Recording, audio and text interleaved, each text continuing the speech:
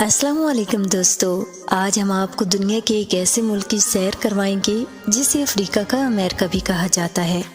یہ وہ ملک ہے جس میں دنیا کا سب سے زیادہ سونا پیدا ہوتا ہے اور پاکستانی اور انڈین کمیونٹیز یہاں کی ایک اہم حصے کے طور پر موجود ہیں۔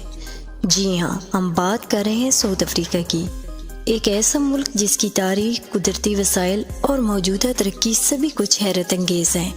آج کی اس ویڈیو میں ہم جانیں گے کہ آخر اس ملک میں ایسا کیا خاص ہے جو یورپ کے کئی ممالک نے اس پر قبضہ کرنے کی کوشش کی اور آج بھی دنیا کی نظریں اس پر کیوں لگی ہوئی ہیں۔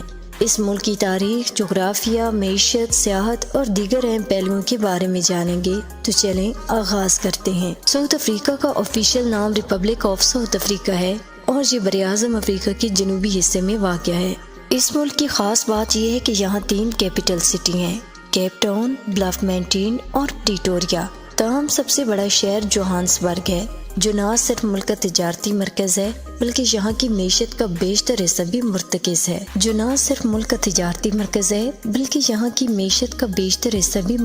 ہے۔ ساؤتھ افریقہ کی آبادی تقریباً 6 کروڑ 32 لاکھ افراد پر مشتمل ہے اور یہ دنیا کے 24ویں نمبر پر سب سے زیادہ آبادی والے ملک کے طور پر جانا جاتا ہے۔ اس ملک میں مختلف نسلی گروہ آباد ہیں، جن میں 10% افریقی، 20% یورپی اور ایشیائی لوگ شامل ہیں۔ اس کے علاوہ یہاں پاکستانی اور انڈین کمیونٹی بھی خاصی بڑی تعداد میں موجود ہے۔ ایک رپورٹ کے مطابق یہاں تقریباً 10 لاکھ پاکستانی اور 15 لاکھ انڈین آباد ہیں۔ ساؤتھ افریقہ میں 11 آفیشیل زبانیں بولی جاتی ہیں، جن میں سب سے زیادہ پاپولر زبان زولو ہے، جو تقریباً 22% لوگ بولتے ہیں۔ اس ملک کی ثقافت اور مختلف زبانیں یہاں کی جغرافیائی اور نسلی تنوع کو ظاہر کرتی ہیں۔ ساؤتھ افریقہ کو گولڈ نیشن یا سونے کا ملک بھی کہا جاتا ہے، کیونکہ یہ دنیا کا سب سے بڑا سونا پیدا کرنے والا ملک ہے۔ یہاں کی ویٹ واٹرز رینڈ نامی پہاڑی سلسلے سے دنیا کا 50% سونا نکالا جاتا ہے۔ یہ ملک عالمی سطح پر سونے کی سب سے بڑی پیداوار کا حامل ہے اور اس کا سونا عالمی مارکیٹ میں بڑی اہمیت رکھتا ہے۔ ساؤتھ افریقہ کی تاریخ کو بہت مشکلات اور تنازعات کا سامنا رہا ہے۔ یہاں کی تاریخی صورتحال میں ایک طویل عرصے تک نسل پرستی کا دور رہا۔ گورے اور کالے افراد کے درمیان گہری تفریق رکھی گئی تھی اور سیاہ فام لوگوں کو ظلم و ستم کا سامنا کرنا پڑا۔ اپارتھائڈ کے نظام کے تحت کالے افراد کو گورے حکمرانوں کے زیر اثر رکھا گیا اور انہیں مختلف حقوق سے محروم کر دیا گیا تھا۔ نیلسن منڈیلا، جو ساؤتھ افریقہ کے عظیم رہنما تھے، انہوں نے اس نسلی تفریق کے خلاف آواز اٹھائی اور 27 سال جیل میں گزارے۔ 1990 میں منڈیلا کی رہائی کے بعد اس ملک میں نسلی تفریق کے خاتمے کی ایک نئی امید پیدا ہوئی اور بالآخر 1994 میں ساؤتھ افریقہ میں جمہوری انتخابات ہوئے، جن میں نیلسن منڈیلا کو صدر منتخب کیا گیا۔ ساؤتھ افریقہ کی معیشت نے ایک طویل عرصے تک بیرونی پابندیوں کا سامنا کیا، لیکن 1990 کے بعد ملک نے خود کو معاشی طور پر مضبوط کرنے کے لیے کئی اقدامات کیے۔ اس ملک نے سونے، ہیروں اور دیگر قیمتی دھاتوں کی پیداوار میں خود کفالت حاصل کی۔ اس کی معیشت اب نہ صرف سونے اور ہیروں بلکہ پلاٹینم اور دیگر قیمتی دھاتوں کی پیداوار کے لحاظ سے بھی دنیا میں اہم مقام رکھتی ہے۔ ساؤتھ افریقہ کی تاریخ میں ایک اور دلچسپ بات یہ ہے کہ اس ملک میں دنیا کے امیر ترین شخص ایلن مسک نے جنم لیا۔ ایلن مسک 28 جون 1971 کو ساؤتھ افریقہ کے شہر پریٹوریا میں پیدا ہوئے۔ انہوں نے اپنی زندگی کا آغاز اس ملک سے کیا اور پھر کینیڈا اور امریکہ منتقل ہو گئے، جہاں انہوں نے ٹیسلا، اسپیس ایکس اور پے پال جیسی کامیاب کمپنیاں بنائیں۔ ساؤتھ افریقہ کو سیاحت کے حوالے سے بھی بہت شہرت حاصل ہے۔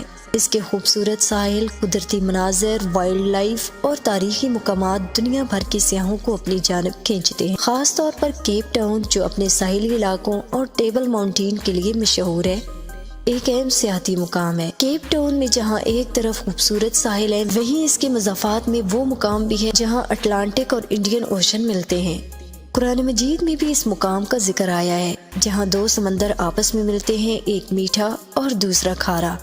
یہ منظر حقیقت میں بہت دلکش ہوتا ہے۔ رگبی، فٹ بال اور کرکٹ جیسے کھیلوں میں ساؤتھ افریقہ کی ٹیمیں دنیا بھر میں معروف ہیں اور کئی بار عالمی سطح پر کامیاب ہو چکی ہیں۔ ساؤتھ افریقہ میں تعلیم کا معیار افریقہ کے دیگر ممالک کی نسبت بہتر ہے اور یہاں کا لٹریسی ریٹ 87% ہے۔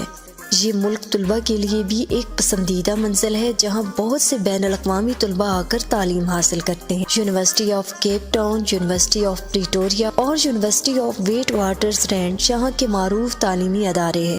دوستوں، پاکستان سے اگر آپ ساؤتھ افریقہ تعلیم کے لیے جانا چاہتے ہیں تو آپ کو IELTS امتحان میں کم از کم 6.5 بینڈ حاصل کرنا ضروری ہوگا۔ یونیورسٹی کی فیس سالانہ 2000 سے 4000 امریکی ڈالر تک ہو سکتی ہے اور رہائش اور کھانے پینے کا خرچہ 250 سے 500 ڈالر ماہانہ ہوتا ہے۔ ساؤتھ افریقہ کا موسم مختلف ہوتا ہے کیونکہ یہ جنوبی نصف کرہ میں واقع ہے، جس کا مطلب ہے کہ اس کا موسم ہمارے موسموں کے بالکل الٹ ہوتا ہے۔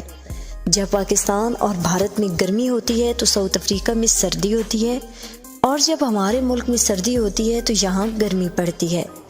اس ملک کا کل رقبہ 12,21,000 مربع کلومیٹر ہے، جو اسے دنیا کے 24ویں سب سے بڑے ملک میں شامل کرتا ہے۔ ساؤتھ افریقہ میں پاکستانی اور انڈین کمیونٹی کا کردار بہت اہم ہے۔ یہاں پاکستانیوں کی بڑی تعداد موبائل شاپس، کارگو کمپنیوں اور مختلف کاروباروں میں مصروف ہیں۔ انڈین کمیونٹی بھی کاروباری لحاظ سے بہت مضبوط ہے اور ان کی موجودگی اس ملک کی معیشت میں اہم کردار ادا کرتی ہے۔ دوستوں، ساؤتھ افریقہ ایک ایسا ملک ہے جس کی تاریخ، معیشت، ثقافت اور قدرتی خوبصورتی اس کو دنیا کے اہم ترین ممالک میں شامل کرتی ہیں۔